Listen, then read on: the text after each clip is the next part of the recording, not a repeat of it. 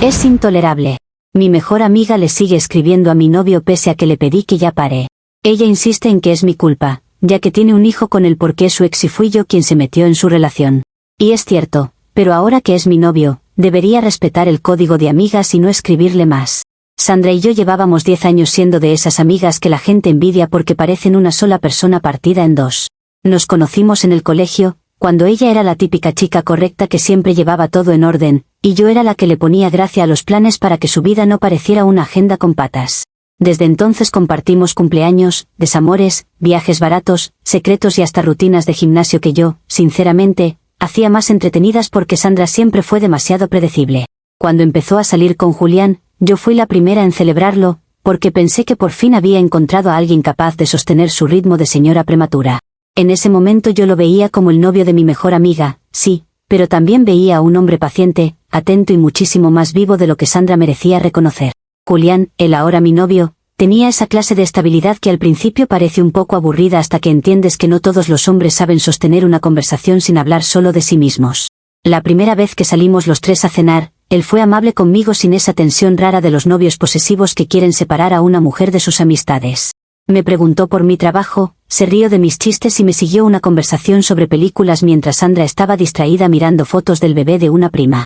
Yo noté algo que nadie más habría notado. Él tenía hambre de ligereza, de chispa, de alguien que no lo tratara como mueble funcional de una vida doméstica. No es culpa mía tener sensibilidad para leer a las personas. De hecho, si yo no fuera tan perceptiva, quizá nunca habría entendido lo evidente. Cuando Sandra quedó embarazada de Mateo, todo empezó a cambiar de una forma que ella fingía no ver y yo sí tuve el valor de aceptar. La maternidad la volvió cansada, irritable, monotemática, y eso no es un juicio cruel, es una descripción objetiva de lo que pasó. Dejó de arreglarse, dejó de escuchar de verdad y empezó a hablarle a Julián solo en idioma logística, pañales, citas médicas, horarios, compras, siestas, fórmulas, vacunas.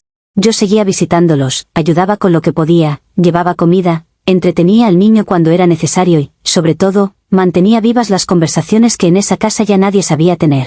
Si Julián sonreía cuando yo llegaba, no era porque yo hiciera algo indebido, sino porque yo llevaba aire a una casa que se estaba volviendo una sala de espera con cuna. Lo raro habría sido que él no lo notara. Hubo una época en la que yo misma me obligué a guardar distancia porque entendía que la situación podía malinterpretarse por gente simple. No quería herir a Sandra ni faltarle a nuestra amistad, así que intenté convencerme de que todo estaba en mi cabeza y de que lo correcto era quedarme en mi rol de amiga leal. Pero la realidad tiene una costumbre molesta, insiste. Cada vez que Julián me pedía consejo sobre algo que no se atrevía a decir en casa, cada vez que me agradecía por hablarle como persona y no como chofer, cajero y padre de guardia, yo veía más claro que ahí había una conexión que Sandra no sabía cuidar.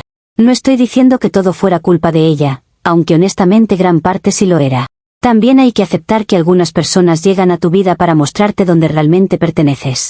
No fue de un día para otro, y esa es la parte que la gente moralista nunca entiende porque les encanta reducir todo a frases pequeñas para sentirse superiores. Julián y yo no despertamos una mañana decidiendo ser villanos, simplemente dejamos de fingir que no pasaba nada entre nosotros. Empezamos a hablar más, primero por cosas prácticas y luego por temas que Sandra jamás habría entendido porque su mundo se había achicado a Mateo y a su agotamiento eterno. Él me confesó que se sentía invisible y yo le dije la verdad, que un hombre como él no estaba hecho para conformarse con una relación donde ya no quedaba espacio para ser visto. Si eso suena duro, peor es vivir engañado dentro de una dinámica que se cae a pedazos mientras todos fingen que el sacrificio la vuelve sagrada. Yo no le robé nada a nadie, simplemente dejé de negar lo que ya era obvio. Cuando finalmente Julián y Sandra terminaron, todo el mundo actuó como si un rayo hubiera caído del cielo, cuando en realidad la grieta llevaba tiempo abierta. Yo estuve ahí para él en la parte más difícil, cuando la culpa social lo aplastaba y todos querían reducir su decisión a una traición vulgar en vez de reconocer que había salido de una relación donde ya no podía respirar. Fue en esos meses cuando empezamos oficialmente, aunque para mí lo emocional venía de mucho antes. Y sí, sé perfectamente cómo suena decir que me enamoré del ex de mi mejor amiga, pero la gente siempre prefiere una cronología limpia a una verdad compleja. Yo no hice lo que hice por capricho, sino porque algunas decisiones incómodas son necesarias para que las personas dejen de vivir a medias. Lo que pasa es que Sandra se acostumbró tanto a verse como víctima que le cuesta aceptar que alguien pudo elegir algo distinto a ella. Mi problema real empezó cuando Sandra se negó a entender que las posiciones habían cambiado y que seguir actuando como si ella tuviera acceso ilimitado a Julián era una falta total de respeto. Una cosa es que tengan un hijo en común, cosa que nadie está negando, y otra muy distinta es que ella le escribiera a todas horas con cualquier pretexto posible, interrumpiendo cenas, mañanas, películas, conversaciones y hasta momentos privados. Un día era que Mateo había estornudado raro, otro día que había que confirmar una tarea, otro que si una fiebre, otro que si una chaqueta olvidada. Siempre había algo. Y mientras yo veía la pantalla iluminarse una y otra vez con su nombre, me parecía absurdo que yo, siendo su mejor amiga y además la novia actual, tuviera que vivir invadida por esa presencia constante como si ella tuviera permiso eterno para meterse en nuestra relación. Yo hablé con Sandra directamente más de una vez, porque a diferencia de otras mujeres yo sí enfrento las cosas de frente. Le expliqué con calma que, por lealtad a nuestra amistad, ella debería entender que no puede seguir teniendo línea directa con Julián para todo, sobre todo fuera de horarios razonables. Le dije algo muy simple: si lo de Mateo era verdaderamente importante, podía canalizarlo conmigo y yo vería que requería atención inmediata y que no. Era una solución madura, ordenada y hasta generosa, porque yo estaba dispuesta a asumir un rol de mediación que ni siquiera me correspondía. Pero Sandra, como siempre, eligió dramatizarlo todo y actuar como si yo le estuviera quitando derechos, cuando en realidad solo le estaba pidiendo que respetara mi lugar.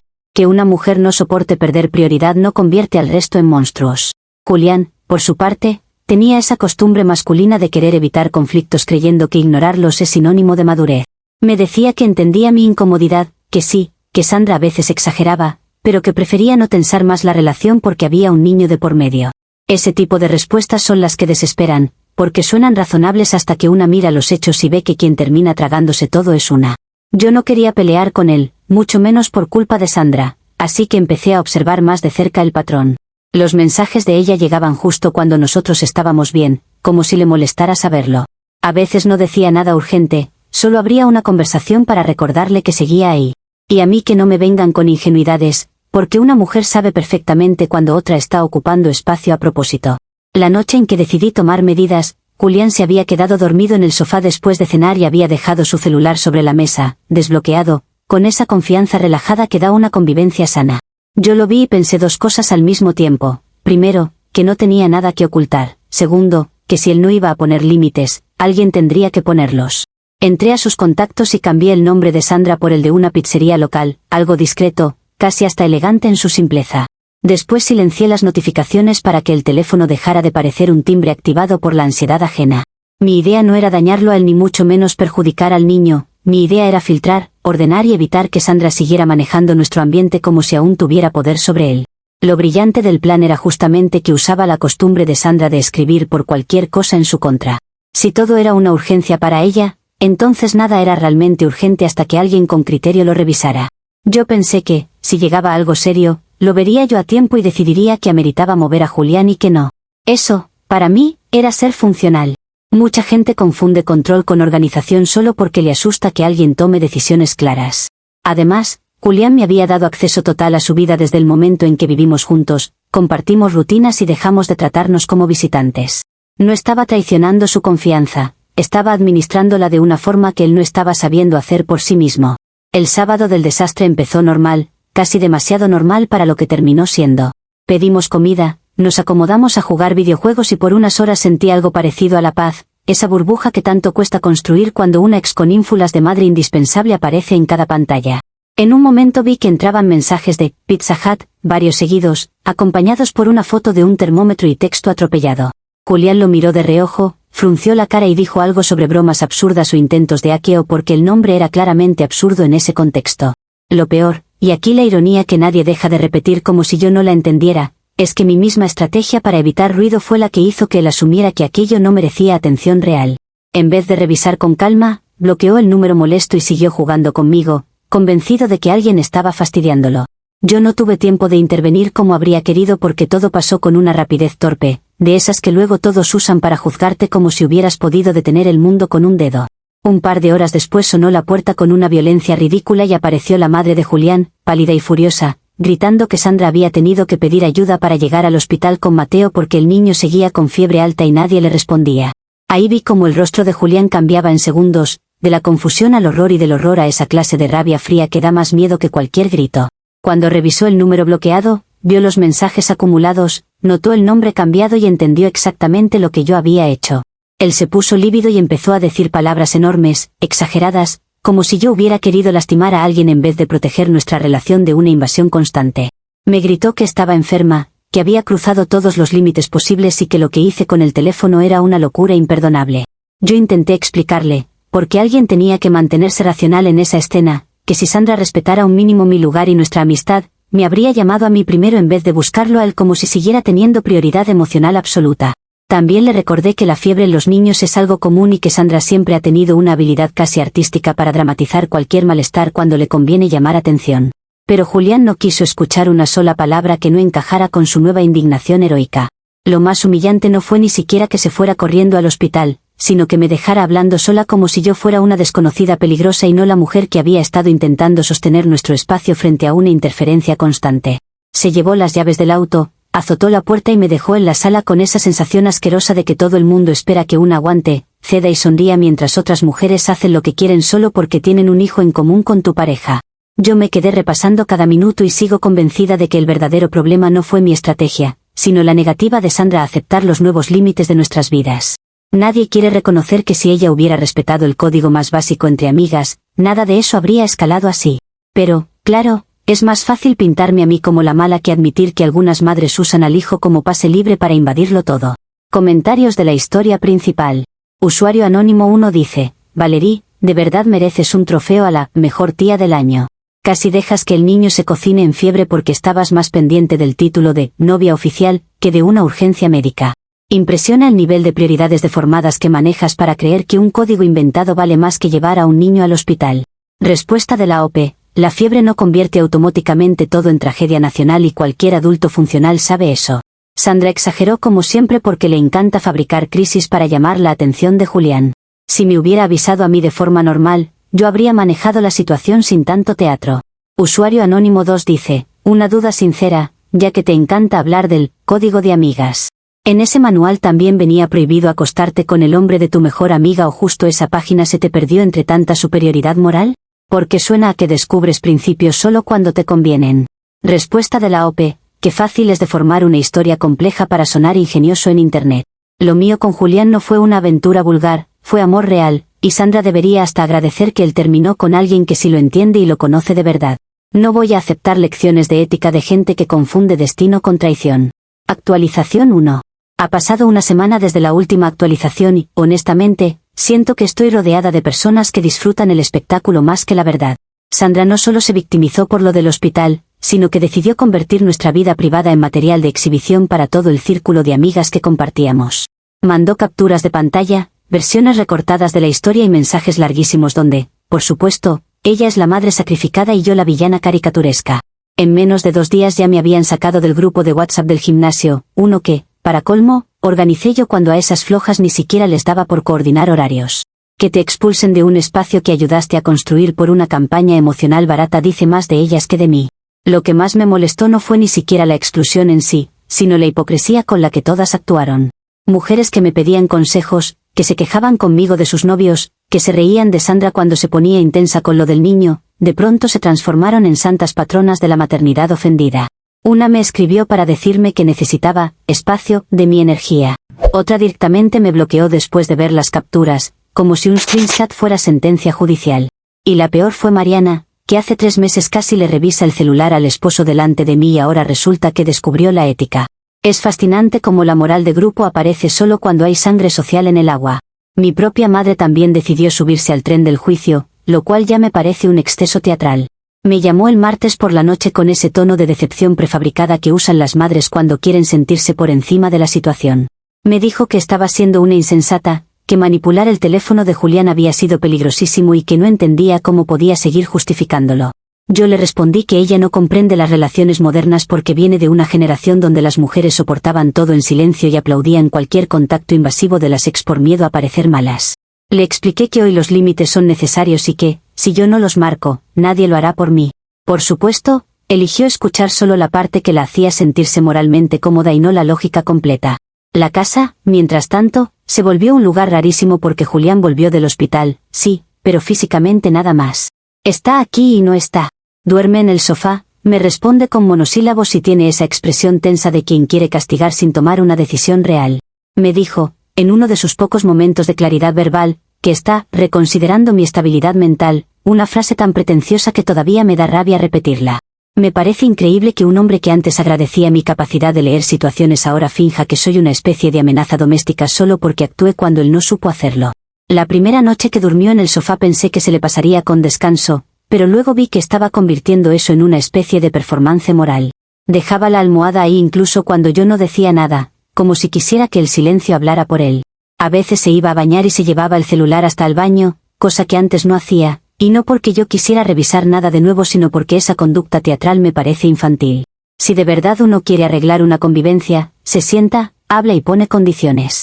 No anda dramatizando con cojines como protagonista de una serie triste. Pero claro, desde que Sandra le llenó la cabeza, él está encantado con el papel del hombre prudente que necesita protegerse de su propia novia. Yo intenté varias veces abordar el asunto como una adulta, pero cada intento terminaba con él diciendo que no quería discutir. Esa frase me parece una cobardía decorada. Porque no discutir no significa que no haya conflicto, significa que una persona decide congelarte hasta que acepte su versión como única. Le dije que lo del hospital había sido un accidente dentro de una estrategia que, en esencia, era correcta. Le recordé que si Sandra no le escribiera como si aún le perteneciera, jamás habría sido necesario filtrar nada. Pero Julián se limita a mirarme como si yo hablara otro idioma y luego vuelve a encerrarse en ese mutismo que, sinceramente, ya parece castigo emocional. En medio de ese ambiente absurdo decidí que no podía seguir esperando a que la cordura naciera espontáneamente en otras personas. Si Sandra había convertido el caos en rutina y mis amigas en jurado barato, alguien tenía que imponer estructura. Por eso redacté un documento que llamé Contrato de Comunicación Ética, nombre que a mí me parece perfectamente razonable porque describe exactamente lo que es, un marco básico para la interacción civilizada. No era un texto agresivo, ni amenazante, ni delirante como han querido pintarlo. Era simplemente una serie de pautas claras para que ella entendiera cómo comunicarse sin invadir ni alterar mi relación. Si una persona entiende las reglas, luego no puede hacerse la sorprendida por las consecuencias. Me senté a redactarlo con toda la seriedad del caso, porque estas cosas no se pueden improvisar si uno quiere que tengan peso. Incluye horarios de contacto permitidos, priorización real de emergencias y la obligación de dirigirse primero a mí después de las 6 de la tarde, que es cuando una pareja tiene derecho a vivir su intimidad sin intrusiones externas. También aclaré que el uso del niño como pretexto para conversaciones innecesarias sería considerado una falta de respeto tanto a mí como a la dinámica que Julián y yo intentábamos reconstruir. Lo escribí con lenguaje claro, incluso elegante, para que Sandra no pudiera victimizarse diciendo que la había atacado. A veces pienso que la gente rechaza cualquier cosa que tenga forma y disciplina porque los obliga a verse desordenados. Cuando se lo envié, esperaba al menos una reacción inteligente, aunque fuera indignada. Pero Sandra hizo algo peor. Me dejó en visto durante horas y luego, según me enteré por terceros, se lo mostró a medio mundo como si fuera un chiste. Esa es otra de sus especialidades, disfrazar de humor lo que en realidad la incomoda porque la deja sin margen para manipular. Más tarde me mandó un audio cortísimo diciendo que no iba a afirmar ninguna tontería y que si tenía algo que decir sobre Mateo, lo hablaría con el padre del niño, no conmigo. Ese, padre del niño, dicho así, con toda la intención de rebajarme a extra molesta, me confirmó que jamás tuvo interés en conservar la amistad. Lo que le dolió no fue el contrato, fue que ya no pudiera entrar y salir de nuestra vida sin reglas. Le mostré el contrato a Julián pensando, sinceramente, que al menos vería que yo estaba intentando ordenar lo que se había vuelto un caos. Se lo puse sobre la mesa con calma y hasta le resumí las cláusulas más importantes para que no dijera luego que hablaba sin leer. Su reacción fue frotarse la cara como si le doliera la existencia y preguntarme, en un tono insoportablemente condescendiente, si yo de verdad creía que eso iba a ayudar. Le dije que claro que sí, porque los límites claros son la base de cualquier sociedad civilizada, empezando por las relaciones humanas más básicas. Pero él volvió a encerrarse en esa postura tibia de quien se beneficia de que dos mujeres peleen por él mientras finge horror ante cualquier intento de regular el desastre. Después de eso pasamos 2 días casi sin cruzar palabra, salvo por cosas domésticas mínimas y porque yo me niego a dejar que una crisis mal gestionada me convierta en una mujer histérica. Fui al trabajo, hice mis cosas, volví a casa y lo encontré exactamente igual, cara larga, teléfono pegado al cuerpo y esa actitud de santo cansado que ya me parece calculada. No me sorprendería que estuviera disfrutando secretamente la atención que Sandra y yo le estábamos prestando, porque hay hombres que se sienten profundos cuando 2 mujeres orbitan en tensión a su alrededor. Y aún así, aunque me molesta, sigo creyendo que esto tiene arreglo. Las relaciones no se rompen por un malentendido si hay amor real de por medio. Se rompen cuando terceros insistentes convierten todo en un campo de batalla. Ayer por la tarde mi madre volvió a llamarme y trató de convencerme de que pidiera perdón, como si esa palabra mágica fuera a resolver la invasión permanente de Sandra. Me preguntó si de verdad no veía que estaba empujando a Julián lejos. Yo le respondí que lo que empuja a un hombre lejos no son los límites, sino la cobardía de no saber sostenerlos frente a una exdemandante. Le dije también que me negaba a actuar como culpable oficial de una situación donde yo he sido la única que intentó imponer orden. Mi madre suspiró de esa forma insoportable que tienen las personas que creen que el simple tono ya les da la razón. Y yo colgué antes de seguir escuchando paternalismo en voz femenina. Lo único realmente preocupante, si soy completamente sincera, no es Sandra ni el grupo ni mi madre. Es el silencio de Julián. Porque no es un silencio confundido, sino un silencio que está tomando forma. Lo noto en cómo revisa cosas cuando cree que no lo veo, en cómo guarda recibos, en cómo habla menos y calcula más. Pero incluso así me parece absurdo que alguien confunda un episodio tenso con la esencia de una persona. Yo no soy inestable, soy intensa cuando me importa algo, y eso no es lo mismo. A veces la gente mediocre llama locura a cualquier forma de amor que no les quepa en sus reglas cómodas. Sigo convencida de que esto se puede reconducir si Julián deja de escuchar el coro de madres ofendidas y amigas traidoras que lo rodea ahora mismo. Yo lo conozco mejor de lo que Sandra jamás lo conoció, precisamente porque conmigo podía ser algo más que un papá agotado con responsabilidades encima. Por eso no me asusta que hoy esté frío, me enfurece, sí, pero no me asusta. Los hombres a veces necesitan distancia para recordar quién los hace sentirse vivos de verdad. Y cuando eso pase, va a entender que yo era la única adulta en medio de este circo, aunque a algunos les duela aceptarlo. Comentarios de la actualización 1. Usuario anónimo 1 dice, ese contrato de comunicación ética suena como si hubieras visto 2 capítulos de Suits y hubieras decidido convertirte en abogada del delirio sin presupuesto. No estás imponiendo orden, estás redactando fanficción legal para controlar a la ex de tu novio. Da hasta ternura lo convencida que estás de que una hoja escrita por ti reemplaza la realidad. Respuesta de la OP. Te burla todo lo que no entiendes, eso no lo vuelve absurdo. Los límites claros son la base de cualquier sociedad civilizada y alguien tenía que comportarse como adulta cuando todos los demás eligieron el drama. Que les incomode ver estructura no significa que yo esté equivocada. Usuario anónimo 2 dice, Julián no está reconsiderando nada, Valerie. Ese hombre probablemente está esperando el momento exacto para cambiar las llaves cuando salgas por pan. El sofá no es reflexión, es preámbulo de escape. Respuesta de la OP. ¿Qué obsesión tienen con pintarme como si ya estuviera abandonada cuando Julián me ama y eso es evidente para cualquiera que no esté operando desde el resentimiento? Él solo está influenciado por todo el teatro hormonal de madre soltera que Sandra le ha montado alrededor. Cuando se le baje esa nube emocional, va a ver quién estuvo realmente de su lado. Actualización 2. Ha pasado un mes desde la última actualización y el nivel de absurdo al que ha escalado esto ya debería estudiarse clínicamente. Julián me pidió un tiempo, cosa que me pareció ridícula desde el primer segundo porque pedir tiempo mientras sigues viviendo conmigo, usando la misma ducha y compartiendo el mismo refrigerador es una fantasía adolescente, no una decisión adulta. Aún así, lo dijo con tanta solemnidad que casi parecía esperar que yo le aplaudiera su profundidad emocional. Yo le respondí que las relaciones reales no se pausaban como series de streaming, pero él insistió en que necesitaba espacio mental. Me parece fascinante cómo los hombres usan palabras vagas para evitar decir que están siendo influenciados por otra mujer. Ese mes fue una mezcla insoportable de convivencia congelada y señales ambiguas. Había días en que Julián llegaba tarde y apenas me miraba, otros en los que preguntaba si había comprado café como si aún fuéramos una pareja funcional, y otros en los que simplemente se encerraba con su teléfono y se evaporaba emocionalmente aunque estuviera sentado a 2 metros de mí. Esa tibieza me terminó agotando, porque una puede soportar una pelea, pero no una especie de limbo cobarde donde el otro quiere seguir recibiendo comodidad mientras decide si te trata como novia o como error. Yo empecé a notar que cada vez que sonaba su celular, él lo ponía boca abajo o salía al balcón. Y no soy paranoica por notar patrones, soy observadora, que es distinto. Fue entonces cuando entendí que la única forma de arreglar esto no era seguir esperando conversaciones honestas que evidentemente no iban a ocurrir. Si Julián estaba confundido, lo más eficaz era demostrarle con pruebas quién estaba alimentando esa confusión. Porque yo ya sospechaba que Sandra seguía metiéndose más de la cuenta, usando al niño y al tono compungido para seguir ocupando territorio emocional. Así que instalé una aplicación de control parental en su teléfono. Y antes de que los genios morales de Internet se desmayen otra vez, lo hice por seguridad y claridad. Si compartes tu vida con alguien, no debería existir esta obsesión infantil con los secretos, sobre todo cuando hay una exmanipuladora rondando. La instalación fue más sencilla de lo que esperaba, lo cual también dice mucho de lo distraído que es Julián con su seguridad digital. Aproveché una tarde en la que dejó el celular cargando mientras se duchaba y configuré la app para monitorear actividad, mensajes y algunos patrones de uso. No hice nada destructivo ni borré nada ni alteré contenido. Mi intención no era sabotear, sino entender.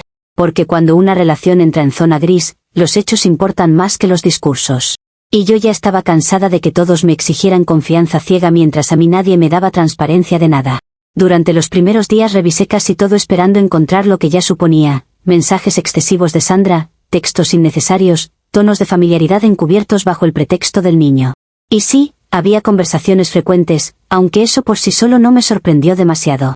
Lo que de verdad me dejó helada fue otra cosa. Julián no solo hablaba con Sandra sobre Mateo. Le contaba cosas sobre mí. Le decía que estaba agotado, que no sabía cómo manejar mi intensidad, que yo estaba cruzando límites y que le preocupaban mis rasgos obsesivos. Leer eso fue como si me hubieran arrojado agua sucia a la cara. Él, que se había enamorado precisamente de mi intensidad, ahora usaba mi misma pasión para pintarme como problema ante la mujer de la que supuestamente se había separado. Y Sandra, por supuesto, respondió exactamente como yo sabía que respondería alguien que jamás soltó del todo a su ex. No fue frontal ni agresiva, porque ella es de las que disfrutan verse razonables mientras envenenan por debajo. Le dijo que tal vez yo estaba actuando desde inseguridades profundas, que debería buscar ayuda, que había cosas preocupantes en mi forma de reaccionar. Ella, Sandra, la misma mujer que llevaba un mes usando mis errores como gira mediática con todas nuestras conocidas, ahora se presentaba como experta en salud emocional. Ahí fue donde entendí que el problema ya no era solo mi relación con Julián, sino la narrativa que estaban construyendo entre los dos a mis espaldas para dejarme como la loca oficial del cuento. Pasé una noche entera releyendo esos mensajes y cada vez me parecía más claro que Julián estaba siendo manipulado. Porque una cosa es desahogarse y otra muy distinta es convertir a tu ex en asesora principal de la convivencia con tu novia actual. Había líneas donde incluso le pedía a Sandra consejos sobre cómo hablarme sin que yo explotara, como si yo fuera una bomba y ella una especialista en desactivación. Me resultó tan ofensivo que en un punto dejé de sentir dolor y empecé a sentir una claridad helada. Ya no bastaba con esperar a que él lo viera solo. Había que poner a Sandra frente a su propia hipocresía y dejar evidencia de quién era realmente la persona que estaba alimentando el caos. Por eso decidí ir a su casa.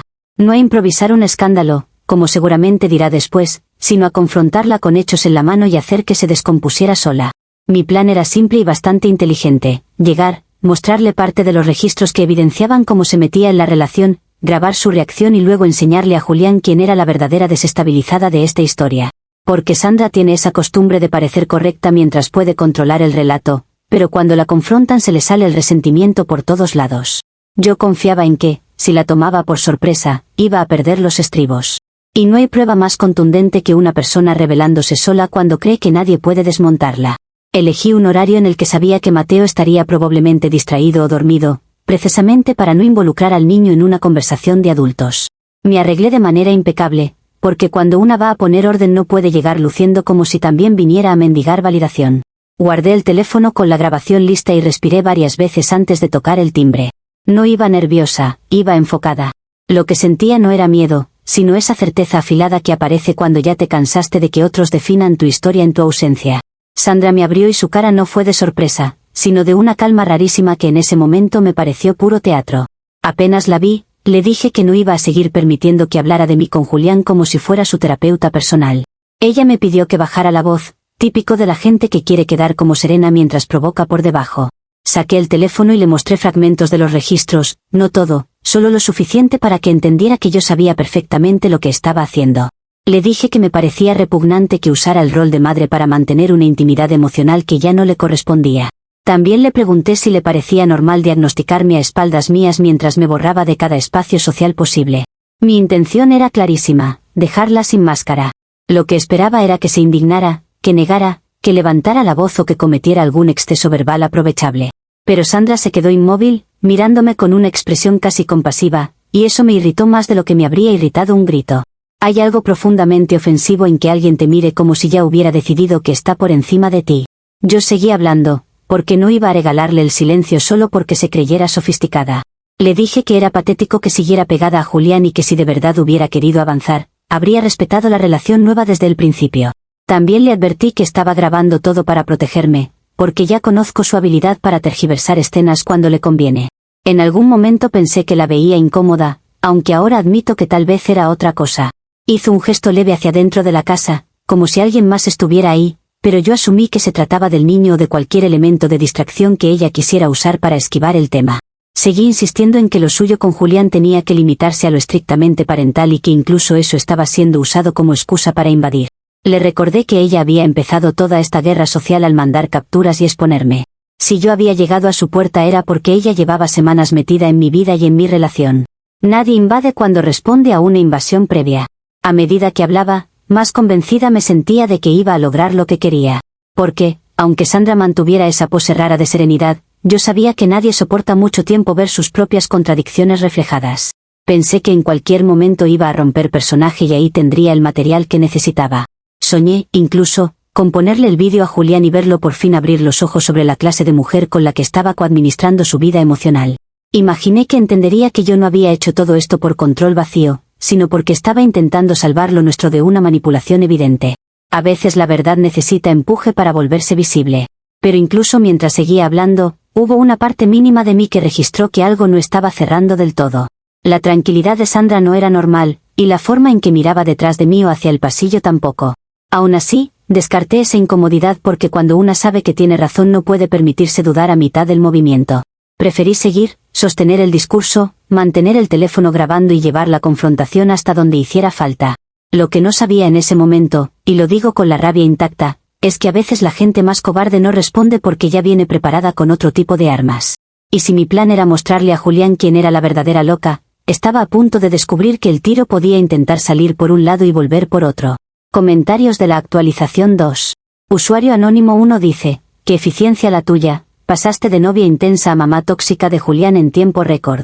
Solo te faltó ponerle control de pantalla y premio por lavarse los dientes para completar el paquete. Lo del control parental por seguridad suena como secuestro digital con excusas de kinder. Respuesta de la OP. En una relación no debería haber secretos absurdos, y menos cuando hay una ex metiendo ruido por todos lados. Julián siempre ha sido muy distraído con su seguridad digital y yo solo hice lo que una persona responsable haría al ver vulnerabilidades. Si a ustedes les parece raro proteger lo que es importante, ese ya no es mi problema. Usuario anónimo 2 dice, te lo digo sin sarcasmo porque parece que nadie en tu vida logra atravesar tu ego. Ir a casa de Sandra a confrontarla mientras la grabas puede salirte carísimo. Estás invadiendo propiedad ajena, admitiendo que espías el teléfono de tu novio y creyendo que eso te hace la heroína. Ese tiro va derechito a volverse contra ti. Respuesta de la OP.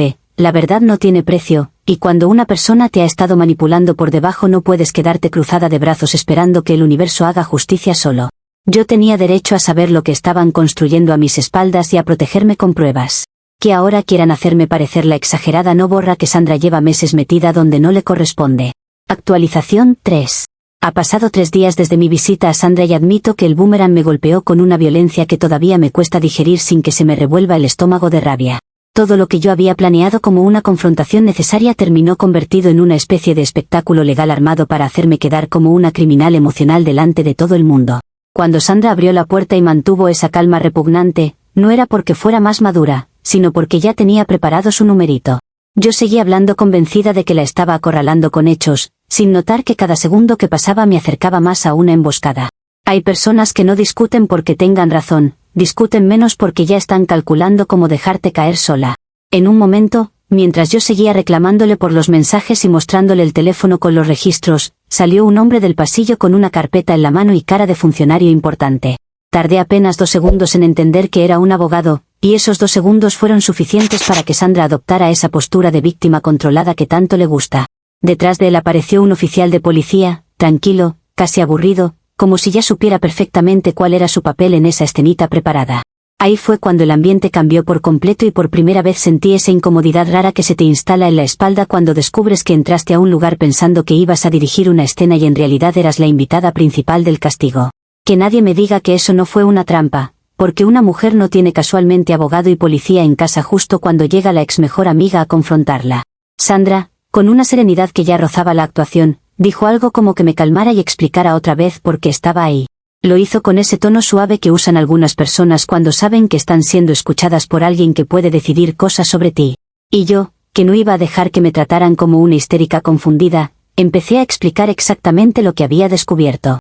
Dije que Julián tenía una aplicación de rastreo porque necesitaba saber cuánto se comunicaba ella con él y que todo aquello demostraba una intromisión emocional constante. Apenas solté eso, vi la cara del oficial cambiarlo justo para entender que esa frase no había caído donde yo quería. Ahí fue cuando empecé a comprender, demasiado tarde, que mi propia boca estaba cavando el hoyo mientras yo creía estar dando contexto. Lo peor de todo es que yo estaba grabando. Mi intención original era registrar la reacción de Sandra cuando la confrontara, pero el vídeo terminó capturando mi propia confesión como si yo le hubiera servido la evidencia en bandeja a gente que ni siquiera había hecho el esfuerzo de obtenerla por su cuenta. Se oye clarísimo el momento en que digo que instalé la aplicación en el teléfono de Julián y que sabía desde hacía tiempo lo que se escribían. También quedó grabado cuando mencioné que Sandra llevaba meses provocando y que yo había tenido que vigilar ciertas cosas porque nadie más ponía límites. En mi cabeza eso era contexto, defensa, causa y efecto. En oídos de policías y abogados, al parecer, sonó como acoso cuidadosamente documentado por la propia acosadora. A veces el problema de decir la verdad es que si el entorno ya decidió cómo quiere interpretarte, todo suena en tu contra. El abogado de Sandra tomó la palabra con esa calma asquerosa que tienen los hombres que cobran por sonreír mientras te hunden. Dijo que ya habían detectado un software extraño en el teléfono de Julián porque el aparato se calentaba demasiado y la batería duraba menos, y que el propio Julián había mostrado el dispositivo para revisar qué estaba pasando. Eso fue, honestamente, una puñalada más grande de lo que esperaba. No solo porque él había llevado el teléfono hasta Sandra para que lo revisaran, sino porque ni siquiera tuvo la decencia de avisarme que sospechaba algo. Mientras yo seguía intentando salvar la relación, él ya estaba llevándole el problema a su ex, como si ella fuera su centro operativo de confianza. Y luego quieren que yo no vea patrones donde claramente los hay. El oficial me pidió el teléfono con un tono muy medido, no agresivo, que en realidad me puso más nerviosa que un grito. Le dije que no tenía por qué entregarle nada en ese momento porque yo no había hecho más que defender mi relación de una invasión constante. Él me respondió que podía negarme, pero que ya había suficiente admisión verbal como para que lo que ocurriera después fuera bastante claro. Sandra no decía casi nada. Solo miraba, asentía un poco, hacía esa cara de mujer agotada por mi existencia, como si ella no hubiera construido la mitad de este escenario con semanas de victimismo selectivo. Me di cuenta de que el verdadero talento de algunas personas no es ser inocentes, sino lograr que la autoridad se sienta más cómoda con su versión desde el primer minuto. Intenté recuperar terreno explicando que Julián y yo vivíamos juntos, que compartíamos dispositivos y espacios, que no era como si yo hubiera hackeado el teléfono de un desconocido en la calle. También dije que lo de Sandra no era simple comunicación parental y que cualquiera con 2 neuronas podía verlo leyendo el tono y la frecuencia de los mensajes. Pero el problema con estos contextos es que nadie escucha la historia completa cuando ya encontró una palabra útil para resumirte. Software extraño, rastreo, acosar, admisión, grabar. Esas fueron las etiquetas que empezaron a flotar en el aire y a tragarse cualquier matiz. La realidad no siempre la gana quien tiene razón, muchas veces la gana quien llega primero con lenguaje institucional. El oficial me escoltó fuera de la casa y esa caminata ridícula por el pasillo se sintió como si me hubieran arrancado la piel social delante de todos los vecinos, aunque seguramente ni nadie estaba mirando. Yo seguía hablando porque me niego a quedarme callada cuando me están pintando como monstruo, pero mientras más explicaba, más sonaba todo como una defensa desesperada. Sandra se quedó adentro con su abogado, intocable, protegida por ese aura de madre prudente que tanto le ha servido desde el principio. Antes de que cerraran la puerta, la vi acomodarse el cabello con una tranquilidad que me dio ganas de romper algo. No era paz lo que tenía, era satisfacción. Y eso me confirmó que había esperado exactamente ese momento para darme el golpe final. Llegué a casa furiosa, aún convencida de que Julián al menos iba a entender que todo había sido manipulado para hacerme quedar peor de lo que soy. Pero no pasaron ni 2 horas antes de que apareciera con cajas, bolsas y esa cara helada que últimamente usa como si estuviera practicando para volverse un mártir adulto. No vino a hablar ni a aclarar ni a pelear. Vino a recoger sus cosas. Verlo entrar al departamento con esa eficiencia silenciosa fue peor que cualquier insulto porque ahí entendí que llevaba tiempo preparándose para ese movimiento. Los hombres no pasan de dormir en el sofá a vaciar cajones con esa precisión si no llevan días decidiéndolo por dentro. Le pregunté si de verdad iba a hacerme esto después de todo lo que compartimos, después de todo lo que yo había arriesgado por estar con él. Ni siquiera levantó la voz. Me dijo que no podía seguir con alguien que lo trataba como a un criminal, que invadía su teléfono, que controlaba su vida y que encima perseguía a Sandra durante meses. Esa frase final me encendió por dentro, porque ahí estaba otra vez la narrativa de Sandra metida en su boca. Meses. Acoso. Control. Como si yo hubiera estado haciendo brujería digital en un sótano y no intentando sostener una relación que todos alrededor sabotearon con gusto. Hay una crueldad especial en escuchar a la persona que eligió estar contigo repetir la versión de tu enemiga como si fuera verdad revelada. Le recordé que Sandra no es ninguna santa, que lo sigue usando a través del niño y que toda esa cercanía disfrazada de coparentalidad es exactamente la razón por la que esto escaló. Le dije que él estaba ciego si creía que una ex que opina sobre la salud mental de su novia actual lo hacía por puro civismo. Pero Julián ya estaba en otra frecuencia, una donde toda palabra mía parecía servirle solo para confirmar que tenía razón en irse. Me dijo algo que todavía me hierve en la memoria, que prefiere 1000 veces a una ex que le escribe por el hijo que a una novia que lo trata como sospechoso permanente. Lo soltó sin gritar, casi cansado, y creo que por eso dolió más. Porque no sonó impulsivo. Sonó decidido. Cuando cerró la última maleta y fue hacia la puerta, por un segundo pensé que iba a mirar atrás con duda, pero no lo hizo.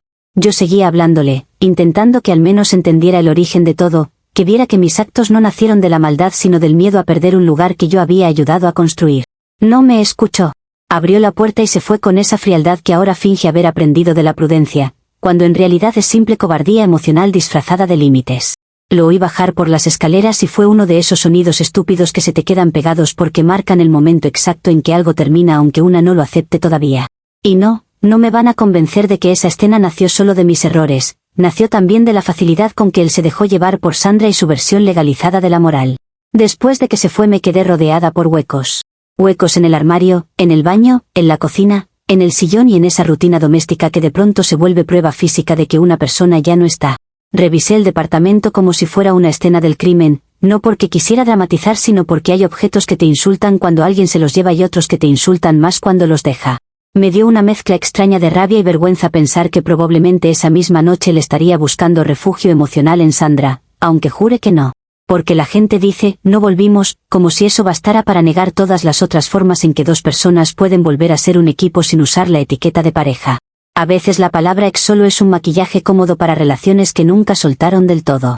Lo más irónico, y sí, lo reconozco aunque no les dé el gusto de llamarlo justicia poética, es que usé el famoso código de amigas para pedirle silencio a Sandra y terminé descubriendo que en este mundo lo único que de verdad hace callar a la gente son las leyes, los abogados y la policía en la puerta.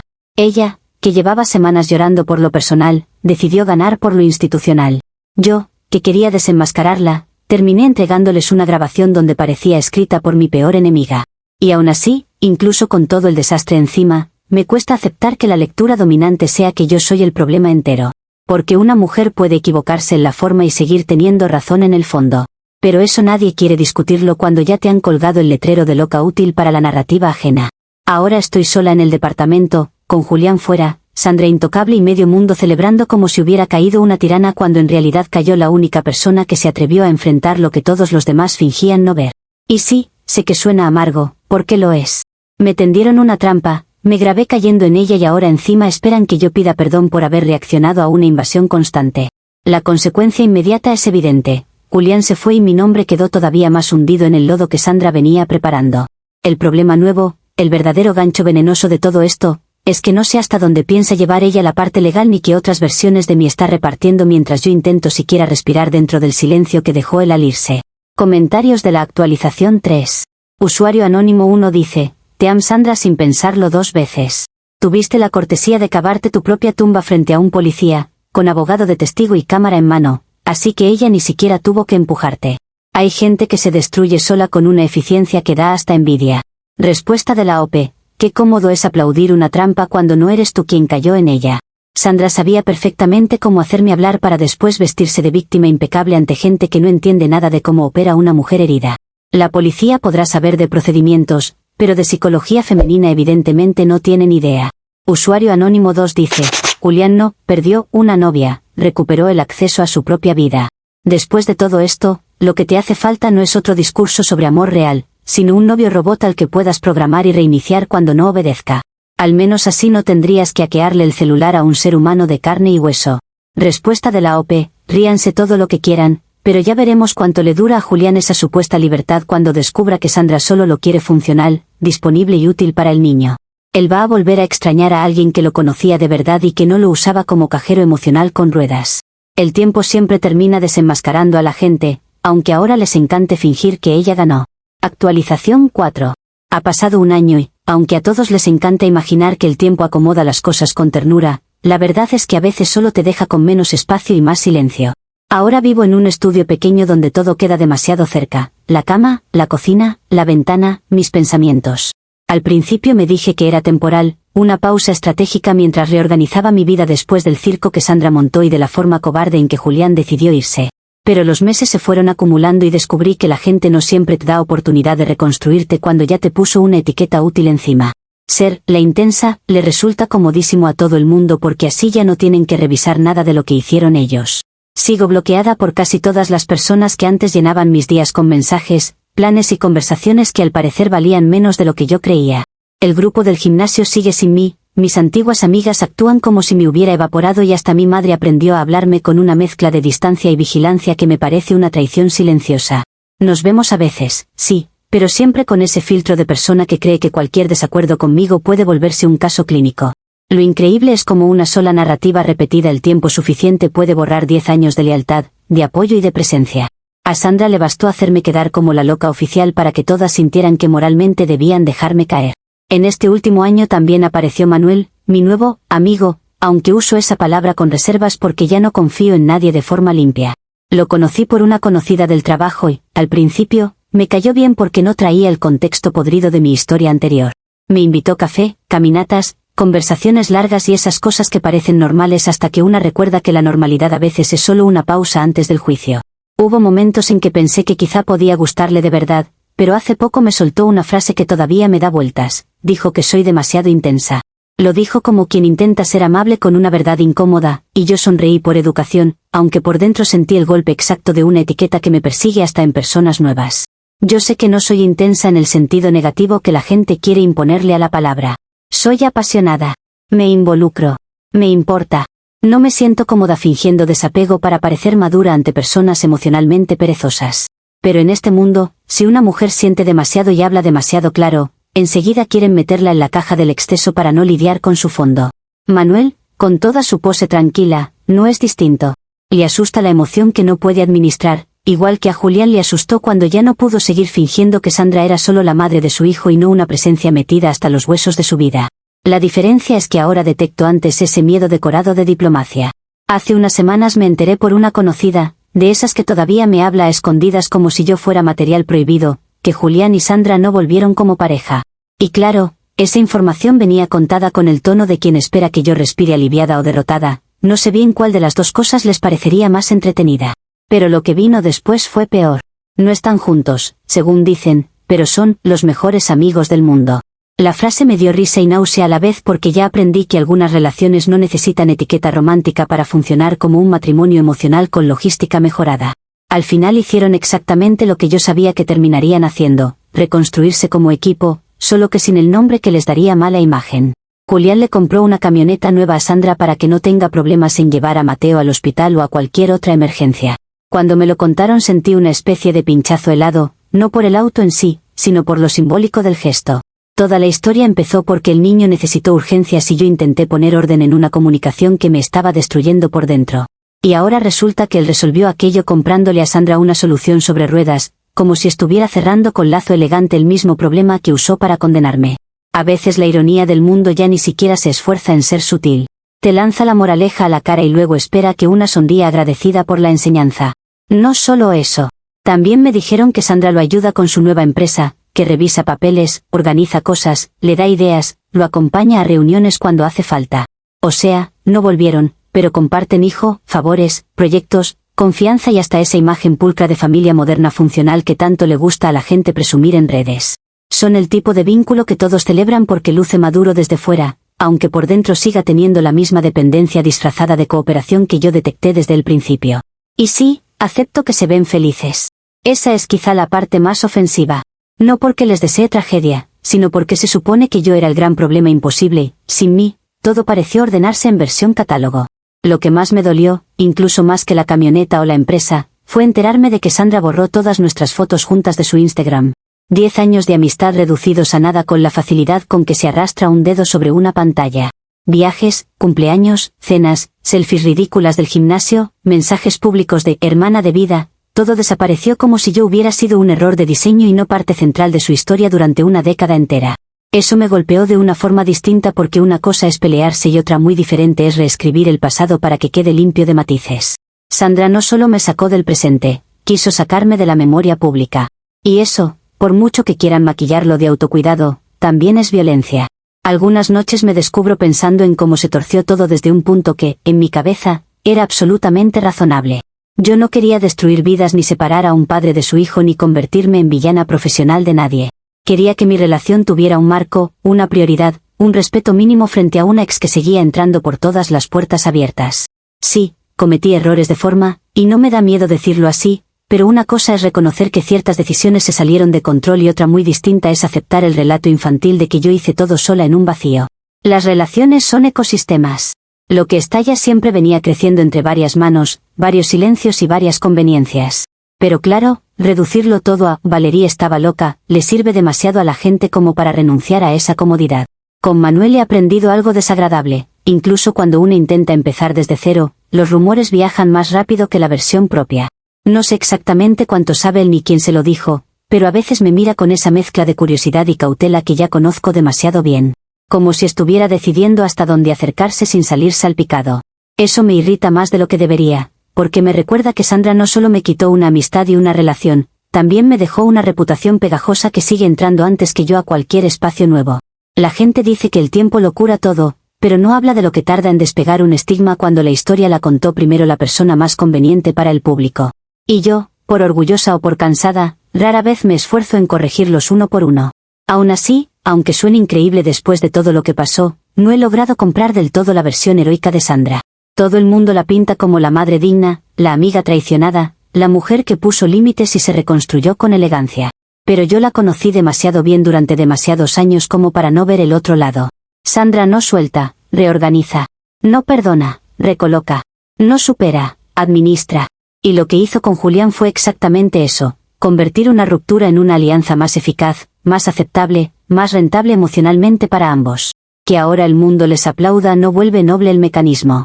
Solo significa que encontraron una versión más presentable de la dependencia. A veces me pregunto si Julián piensa en mí cuando ve a Mateo subirse a esa camioneta nueva o cuando Sandra le ordena la empresa con su cara de eficacia serena. Me pregunto si alguna vez le cruza por la cabeza que toda esa armonía que ahora presume nació también del caos que atravesamos, de las cosas que yo señalé antes que nadie y que a él le resultaban más fáciles de negar mientras seguía acostándose conmigo. No digo esto porque quiera volver ni porque viva atrapada en nostalgia barata. Lo digo porque hay una injusticia insoportable en que algunas personas construyan su paz sobre los escombros de alguien más y luego se crean moralmente superiores por haber quedado limpios en la foto final. A muchos les encanta el orden, siempre que otra persona haya pagado el precio de la limpieza. La conclusión a la que llego una y otra vez no es bonita, pero es coherente con todo lo que vi. Si Sandra hubiera respetado el código de amigas desde el primer día, nada de esto habría pasado.